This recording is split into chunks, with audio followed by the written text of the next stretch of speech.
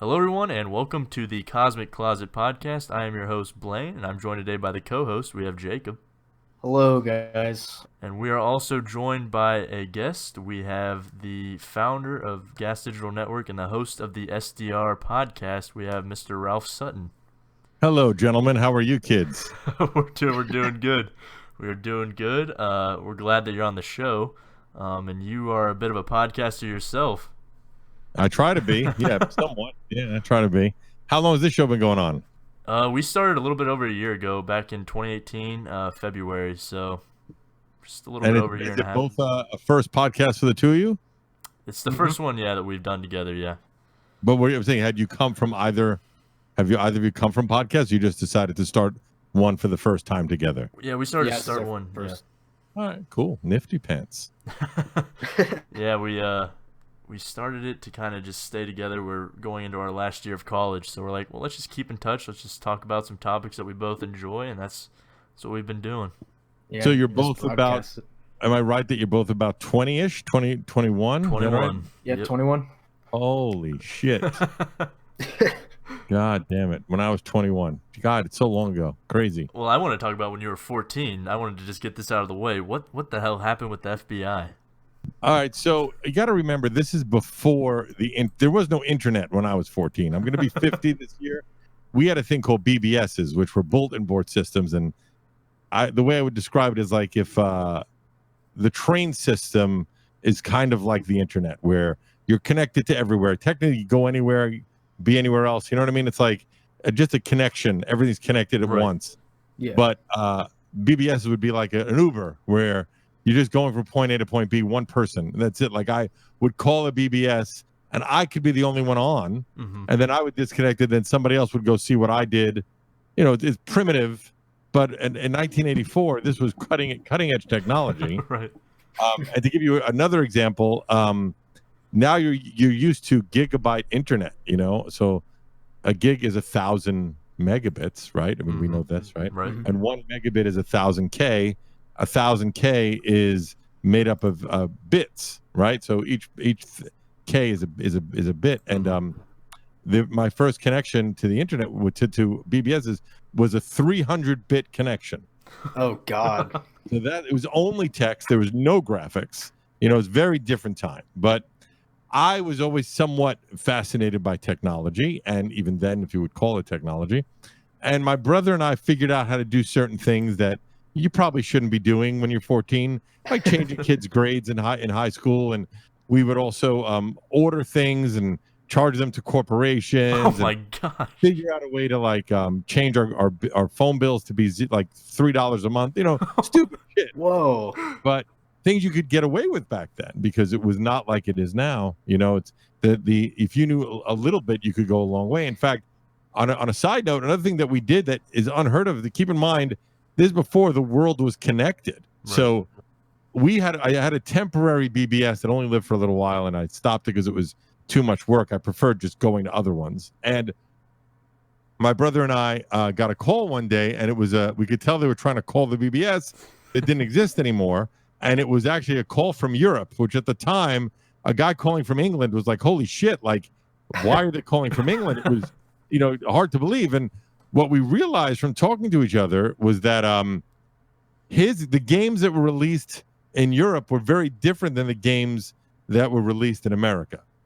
So we would send games that we had to him. He would send games to us. It would take weeks to get. And then we'd put our names on the games as that we cracked them, which we did not. Somebody cracked them in Europe, but nobody knew that we did that. You know, like we put our names on it. That's how stupid we were. My last name is Sutton. Our hacking name was the Sutton Brothers, which is just oh my god, so stupid. But we're 14, we're idiots, you know. But it was actually, by the time we got caught, we were like maybe 15, right? And what happened was, I had just graduated high school at 14 or 13 and a half, whatever. Jeez. And now a year later, we were, junior high. I was wow. Yeah, I was like, damn. Sorry, not that smart. And we missed our friends from 8th grade. So we would do these, which again, all this shit now sounds so commonplace, but I promise you, 35 years ago, this was cutting edge technology. We had a conference call where we would get 7 or 8 friends on. It started where hackers would do it. They would charge the whole call to some corporation. At the time, it was $1,000 to do. Oh my God. And all of us would get on and share hacking ideas. But then my brother and I said, "Oh, we should do this for all the friends from 8th grade and get on a call." And we did it. And then someone on the call thought it was neat, so they started doing it with their friends. That person got busted. Okay. That person decided to turn on me and my brother and say, "Oh, you really want somebody? Go after these guys. They're the ones that give the information," right? So what happened was I'm literally having dinner with my mom and my brother, and we get a knock on the door, and I swear to God, it was like out of a fucking movie where I answered the door. There was a badge at the door that said FBI, and it said, the person said, "Can we speak to the parents of Ralph and Joe Sutton?" And I go running into the into the dining room. I go, "Mom, the FBI is here for you to talk to." I go, she goes, "What the?" And I didn't really even because at the time we had been a little we kind of moved away from it. We weren't doing it as much anymore. But I guess technology is always about a year ahead of law, so they caught up to us. And the best thing ever is my mother said, "Hang on a second," and said, "Can you come back? We're sitting down for dinner."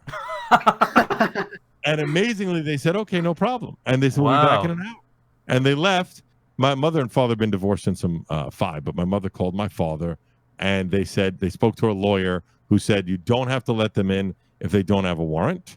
So that's what we did. And they said, "You'd have to reach out to this lawyer, blah, blah, blah." And then for the next year, we were going to meet with lawyers and talking about what happened. And they realized, we were fucking 15. We were just throughputters of information. Right. We weren't really doing anything terrible, Yeah. So my father got a good lawyer. And after about a year of being told that there was a 3-year jail sentence and a $300,000 fine they were looking to get, then it got reduced to 2 years in juvie, but then it got actually dismissed. So it took about a year, man. But boy, did I fucking shit for, and for a long time after that, I didn't even want to own a computer. I'm not going to get down that path again. But now we all do fucking shit we probably shouldn't do. Like even when Napster came out, I was downloading MP3s left and right, and Cody. I don't know if you guys. I'm sure you guys are using Discord, so you probably know what Cody is. But I love Cody. It's questionably legal. I don't know what the status is there. So I really was. By the way, on a side note, I was twice interviewed by the FBI. That was the first time. Oh my and then God. The second time, which was crazy, is I would say September 14th, 2001. So 3 days after September 11th, 2001, right? The Saturday before, which was the 9th, right? Or I think it would be right. So. All the terrorists went to the strip club that I was a DJ at. Whoa. And they had them on tape. And the crazy parts were when they asked one of the girls asked one of the guys, "What do you do for a living?" He said he was an airline pilot. And then when he left the club, he told the girl, which sounds super ominous now, but at the time she's like, "What the fuck are you talking about?" He said, "Stay out of New York next week." Jesus What Christ. the hell? Right? And then we had them on videotape, and the FBI came and they wanted to question everybody about anything they remember. And I came in, I said, "Listen, I don't know if me telling you the music they like is going to help you at all, but I could tell you the songs they requested because that's my only interaction with them." Right. And they said, "All right, no, don't worry about it." And they let me go. But it is odd that I can say that I was questioned by the FBI twice. And you saw the people that carried out that attack. Yeah, I think there were one plane. I don't think it was all of them. I think it was. I looked it up. It was one of the planes with these. That has to guys. give you chills. Yeah, it's pretty fucking crazy.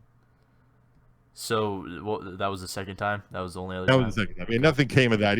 Thank God, nothing came out of either experiences with the FBI. Except now, maybe if they're listening, they're gonna call me for a follow up. Other than that, thank God. Well, that's a hell of an opener. I think that's probably the best opener that we've had on the show. What's crazy, by the way, not to keep rambling, but I made a bizarre leap. So from 13 to about early 15, I was obsessed with breakdancing, which if you look at me now, it's hilarious to think that I do that. But I'm 6'5", I was 5'6" at the time.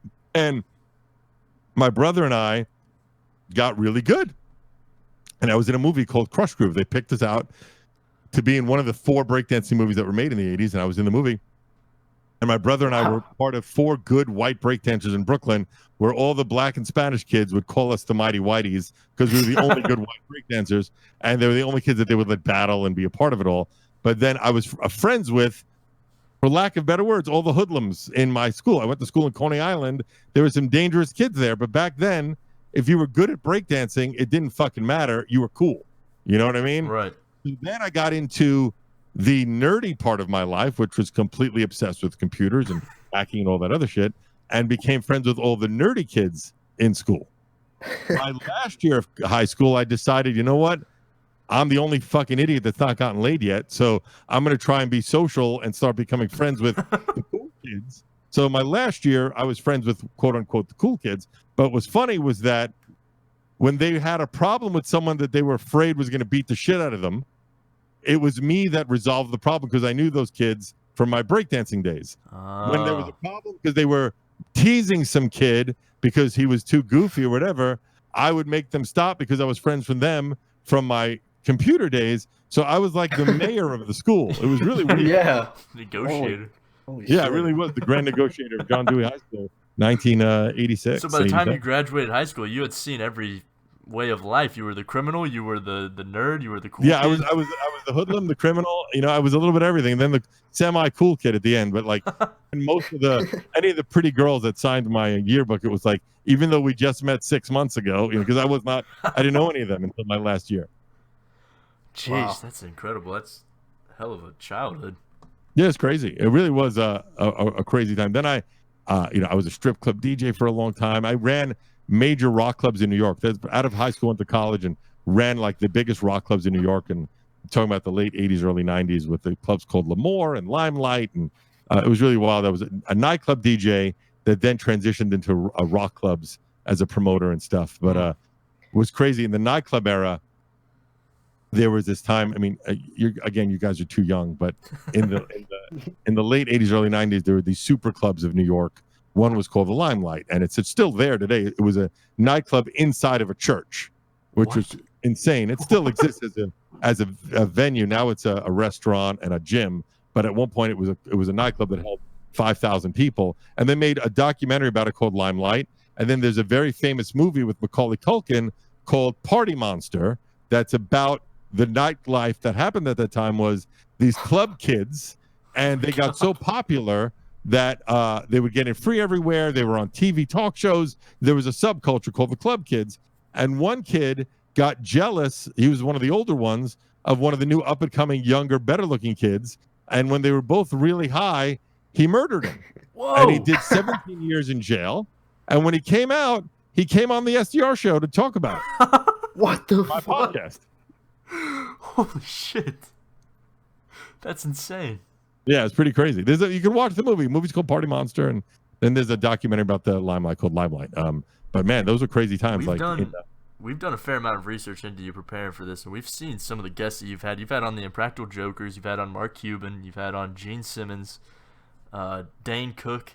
What is it like kind of getting the opportunity to meet and sit down with these people? Well, what's funny is that, you know, I came from doing nearly, I think it was 16 years in radio, where I had a rock show that I started on my own that was on almost 100 stations. Was that the tour bus? The tour bus, yeah, for almost 15 years. And I remember thinking it would be great if I could ever get a band in studio, was my goal when I started that show. How cool would it be if I get a band to perform live in studio? And then you fast forward 15 years later, I was hosting Sturgis Rally, hosting the Shiprock Cruise, which I did for 10 years, and, you know, had every band I could think of perform live in studio. Interviewed Ozzy Osbourne, Black Sabbath, Judas Priest, you know, anyone you could think of that matters in rock and roll for the most part in that 80s, 90s vibe.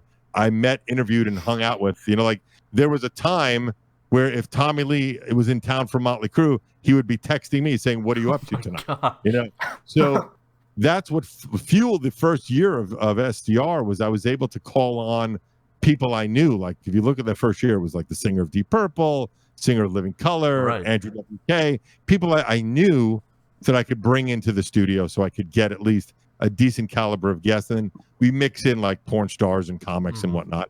But then as the show grew, again, to use another funny, like I remember talking to Big J, my co-host, saying, let's say, how cool would it be if we could get 1,000 people to listen to this show? How ridiculous would that be? And now, I would slit my wrist. I mean, we get over 100,000 listeners. So it's just amazing what a few years makes. And then as your show grows, you get one good guest, and unfortunately, most people in this world are followers, because the question that all bookers will ask you is, well, who else has been on the show? Oh, so right. As soon as you get that one good guest, then you can say, well, this person's been on. It's like a resume, right? Yeah. Yeah. So nowadays, anybody that said no, I just send a picture of me and Mark Cuban. That's all you need to do. Yeah, are you telling me that you're more important than this guy? And that'll get me a lot of people. A band recently who had said no before, I just sent them the picture and said, are you saying that you're not as important as the Cubes? And now they're coming in order. It is like a resume, though. I mean, it gives your show credibility, and it's kind of incredible the effect that it can have on the future of a show. Yeah, but I think that that's fucked up. I think that unfortunately, I mean, I understand that there has to be some sort of vetting process when you're a major celebrity, because you're being asked a million times. But like, not that I'm anywhere near that celebrity. Let's say I'm 1/100th of someone like that. If that's probably too much, but let's just say, I am probably more like 1/1000th, but still. Oh Jesus, that makes us 1/1,000,000th. My philosophy is I do everything. Like I like being on any and every show. I think it's fun to just do anything. And then, but I mean, I'm sure there might be a point in time where I'm like, well, fuck that. But nowadays I like, and how we got Mark Cuban, it took a year, but he actually had heard an episode and he liked the show. So that made it easy. It still took a year, but that's the only reason why he said yes. Say Mark Cuban likes your show is a hell of a accomplishment. Yeah. And now him and I are email buddies. We've gone back and forth about maybe 10 times since the show. Wow. Dang. Like business and we talked a little business about we were going to do something with his network, Access Television, but it didn't pan out. But I feel like I have his ear maybe one or two other times, so I'm waiting for my next good project that I could email him first to see if he, give him first right of refusal, so to speak. Right. Shark Tank Part 2. Yeah, I pitched the network to him on air. I watched that whole episode. It was amazing. Yeah, so stupid. Really stupid. It was entertaining, though, and he kind of appraised it around 10 million. Yeah, around 10 million. Yeah, I guess it's like sort of did, but it's also funny because a friend of mine who used to run Viacom, he was a VP at Viacom, told me that based on our numbers, he thought we were worth about 10 million. So then when he said it, I was like, oh, yeah, that's what we figured it out to be. Right. And so I felt like, even though his was almost like maybe not 100% a real valuation, I decided to take it as a real valuation just to make me feel better. Smart Cuban. He's kind of on the spot too, so it's pretty accurate. It was pretty cool. It was pretty wild. I mean, look, we still struggle with guests every week. Like my show is filming tomorrow night, which as we're taping this, I don't know if this is live or not, but I'm a full advocate of pulling back the curtain. So as we're taping this, my show is tomorrow night. It's literally 24 hours from now, and I don't have a guest yet. That happens all the fucking time. So. And then last minute, 3 people will say yes, and they'll have to try and figure out how to fucking make something happen. So it's just a matter of always trying to, like, Penn Jillette's supposed to be on, but I haven't gotten a confirmation yet. And then Jeezy, young Jeezy, the rapper, now he's just Jeezy. Yeah. He's supposed to be on, but for all I know, none of them will come on, and then I got to figure out what the fuck we're gonna do. We kind of experienced that with our show, obviously on a smaller level, but. Like it kind of makes it more interesting where you're like, oh, we don't have a guest coming on. Let's just put an episode together between us. But if you do have a guest come on, it's fun. Yeah, I think that being able to do that, feeling comfortable in just you and your co-host filling a show is vital. Like I could do 10 shows with Jay next week. It wouldn't be a problem. We could talk forever. And I think that's while sometimes people get pissed because the guest comes in and we barely talk to them because we enjoy talking with each other so much. But, it all depends. I think that a lot of fans have said to us they would prefer us doing more solo shows. Which is that's the perfect spot to be in. Yeah, I kind of want to get to that point, hopefully. Yeah, I tell you, podcasting is wild because it is realistically 16, 17 years old. And when you compare it to every other form of entertainment, which the next earliest would be TV, then movies, then, radio, then print. But, the TV came out 60 years ago. So it's a big difference in terms of developing as a platform. We are still at the birth of something. And it's growing. It's massive. I mean, there's so many podcasts out there. There's so many ways to get it out there now. I mean, just look at all the podcasting apps. And that kind of brings me to my next group of questions is Gas Digital itself. How did you move from, just wanting your own podcast to wanting to start a network where now you have was it 30 shows, 40 shows? 20. We have 20 shows. Yeah. What's that like to foster a whole network? Well, I tell you the truth. The truth is that I kind of wish I never started a network. I mean, it's great and it's making money. And that's cool. But my show has been suffering because now instead of worrying about my show, I worry more about the other 19 because there's, guests and ad sales and, audio video concerns and server concerns, whatever, that when it was just mine, I could focus on just mine. But now my show, as evident by the fact that I don't have a fucking guest tomorrow, it's because I'm concerned about everything else that's going on the network. So ideally, I'm hoping that within a year I can hire people where the network's making enough money to where I can go back to focusing on my show. Right. But that being said, I started out, as I said earlier, in radio, and SDR is now 5 years old. We just had our 5-year anniversary. But congrats. 6 years ago, Jay asked me if I would do a podcast with him. And at the time, my douchey response was, podcasting is for people that can't get into radio. Why would I fucking do that? I'm doing radio, So he was like, all right, well, if you ever change your mind, let me know, right? And then over the course of that year, I started reading about how important podcasting was, and Mark Maron and Joe Rogan and the Week in Tech and all these shows that were making money and how influential they were becoming. I'm like, you know what, Jay? Let's start a fucking podcast, right?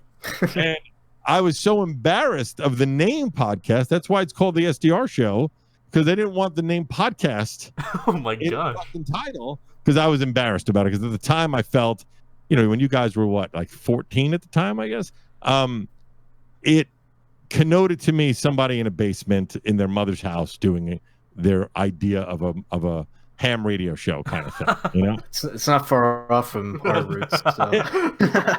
And I think also, though, not enough people knew of Joe Rogan at the time or Mark Maron. That's since changed. Now everybody and their grandmother has a podcast. Yeah. I mean, evident by when I started, the metric was they were closing in on 250,000 podcasts, and now we're closing in on 1 million just 5 years later, which is crazy. So the podcast started to build, and we got to a point where we had, let's say, 5,000 listeners, and I thought that was good. And I was very proud of myself. Right. But when I reached out to advertisers like the mid-rolls of the world, those bigger advertising companies, they don't look at you unless you have 20,000. Right. Right on their website, they set a limit. You can't even email them unless you have a certain amount. Yeah, exactly. And my thought was, well, I have my show that has 5,000. I know a few other shows that are about the same. It's the same concept of my network for radio, where I was on 80 stations, 85 stations. Each one was small to medium size, but you grouped them together, and we had 250,000 people listening to me every weekend, right? So let's do that with this. Let's get 4 or 5 like-kind shows that have 5,000 to 10,000 listeners. Then we have 40,000, 50,000 listeners, and we could start selling it as the network and make money. That was the thought, right? Well, that's smart, yeah. Exactly. And what happened was I had been on a comedy network called All Things Comedy with SDR. And in the first year we did it, we were their 4th biggest show on the network. And my first ad sales check was for the year $100. I was like, wow, okay, this hurts, And my partner, Lewis, was on another network called Stand Up Labs, and he wasn't even getting ad sales. But we said, look, he had been on Stand Up Labs, and he had done some work on Sirius XM. I'm on All Things Comedy, and I'd been on regular radio. Between us, we have a lot of broadcasting knowledge and network knowledge and podcasting knowledge. Let's take the best of all those worlds and create something together. So we started Gas Digital 3 years ago. We had 4 shows. and 10,000 listeners collectively. Jeez. I didn't look at us as starting a network, really, even though we did start it 3 years ago. We moved into studio space 1 year ago in May. That's when I consider that we actually started a business, and it wasn't just a bunch of idiots using my second bedroom. Right. You know what yeah. I mean? It feels Even nice though when you have your own place. Yeah, we had money coming in, and we had subscribers and all that other shit, but I didn't feel like it was really anything until, okay, we are now paying commercial rent, maybe because I'm fucking old and I look at it that way. You know, it's very possible. But to me, that's when we got serious.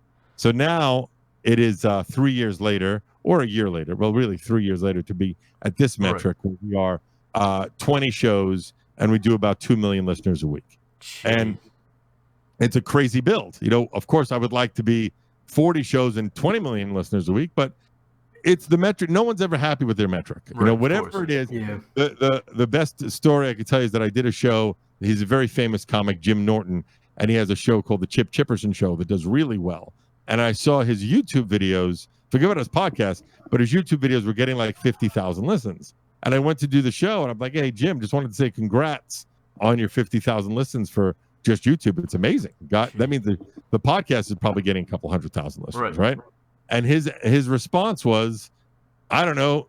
Joe Rogan gets some 2 million per video, so I don't know if that's so great." You know, so like you're never fucking happy, no matter where you are. The next person ahead of you. You're looking at the guy above you. The truth is that you shouldn't ever be happy. I'm sure Joe Rogan says, "Why are we only getting 1 million? Why is it not 2?" You know, that's just the nature of who. If you're in this business, that should be your metric, is that you should never be happy. Right. So the same thing with Gas Digital. We're always trying to push better content, better quality, better service. I want us to be the standard by which all other podcasts are looked at.